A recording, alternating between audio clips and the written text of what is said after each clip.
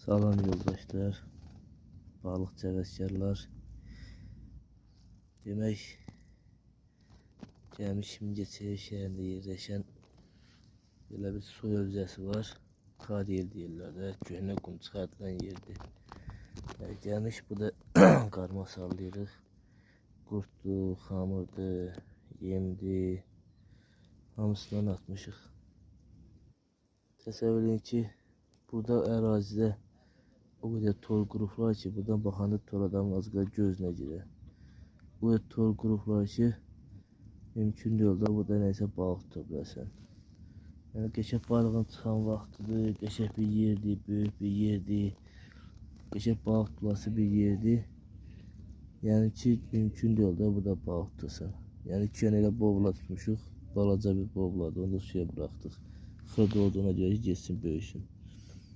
Xırdalar yəni tutmur, amma burada peki diqqətlə baxsanız suyun içində torlar görünür.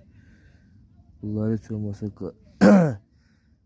bir nəfər gölə baxan mı deyim, əraziyə baxan mı deyim, normal bir adam ola, insan adam ola.